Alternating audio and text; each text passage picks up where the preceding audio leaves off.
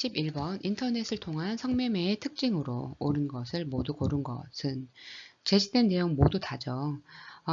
누가 누구인지 잘 모르게 할 수 있어서 사람들이 쉽게 자신의 신원을 숨길 수 있는 익명성, 그리고 언제 어디서나 사용할 수 있기 때문에 시간이나 장소에 상관없이 하는 시공의 초월성, 그리고 인터넷을 통해 빠르게 연결하고 바로 성매매를 할 수 있어서 즉흥적으로 이루어질 수 있는 즉흥성, 그리고 인터넷은 빠르게 정보를 주고받을 수 있어서 성매매가 빨리 이루어지므로 신속성. 이 모든 것들이 인터넷을 통한 성매매의 특징으로 옳습니다. 따라서 답은 5번입니다. 12번 다음에서 설명하는 행동주의 상담기법은 주어진 내용을 보도록 하겠습니다. 불안이나 공포, 스트레스를 제거하는 목적으로 사용되는 기법이다. 이완 상태에서 불안이나 스트레스를 발생시키는 상황들을 위계적으로 작성하고 이완 훈련을 통해 불안이나 스트레스가 낮은 것에서 높은 것으로 하나씩 감소 혹은 제거해 나가는 방법이다. 불안이나 공포, 스트레스를 제거하기 위한 방법, 이완 상태에서 불안을 일으키는 상황들을 점진적으로 경험하게 해서 점차 불안이나 스트레스를 줄여 나가는 방법. 어떤 기법이죠? 그렇죠. 체계적 둔감법입니다. 체계적 둔감법은요, 불안을 유발하는 자극에 점진적으로 노출시켜 불안을 줄이는 방법이죠. 예를 들어서 높은 곳에 대한 공포가 있는 사람에게 점차 더 높은 곳을 상상하게 하거나 실제로 올라가게 하면서 공포를 줄이는 방식입니다. 따라서 정답은 1번 체계적 둔감법입니다.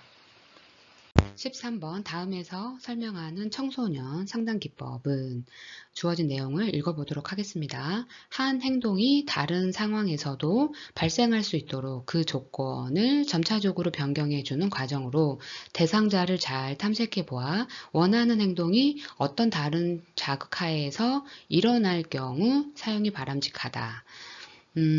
이 문제는 청소년 상담 기법 중 하나를 묻고 있죠.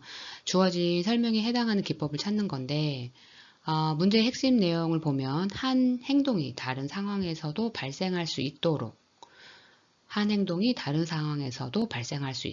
조건을 점차적으로 변화시키는 과정, 상담자가 대상자를 잘 탐색하여 원하는 행동이 다른 상황에서도 나타나도록 유도하는 기법이죠. 답은 용암법입니다. 용암법이라는 것은요, 특정 행동이 다른 상황에서도 지속되도록 하는 상담 기법이죠. 이 방법에서는 행동이 일어날 수 있는 조건을 점진적으로 변화시켜서 행동이 새로운 상황에서도 자연스럽게 나타날 수 있도록 도와줍니다. 예를 들어 아이가 학교에서는 잘 발표하지만 집에서는 그렇지 않을 때 집에서도 발표할 수 있는 환경을 점차적으로 만들어서 아이가 집에서도 발표할 수 있게 하는 거죠. 다시 문제로 돌아가 주어진 설명에서 한 행동이 다른 상황에서도 발생할 수 있도록 조건을 변화시킨다는 부분이 바로 용암법의 핵심이죠. 이 기법은 행동이 특정 상황에만 한정되지 않고 다른 상황에서도 나타나도록 도와줍니다. 따라서 정답은 2번 용암법입니다.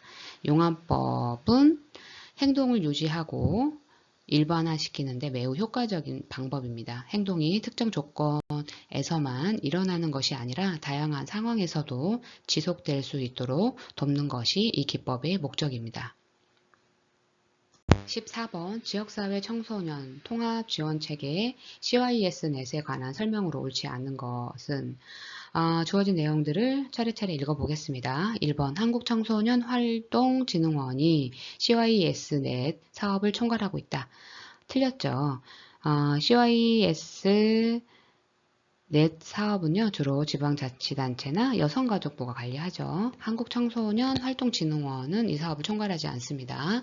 2번 지방자치단체는 CYS넷을 구축 운영하여야 한다. 맞습니다. 3번 학업중단 청소년의 학업 복귀와 사회 진입을 위한 지원 사업이 활성화되었다.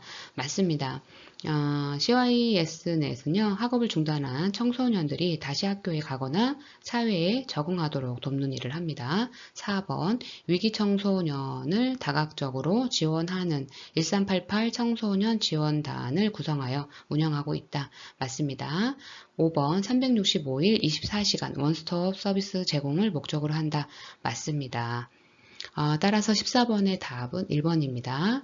한국 청소년 활동진흥원이 CYS넷 사업을 총괄하지 않습니다.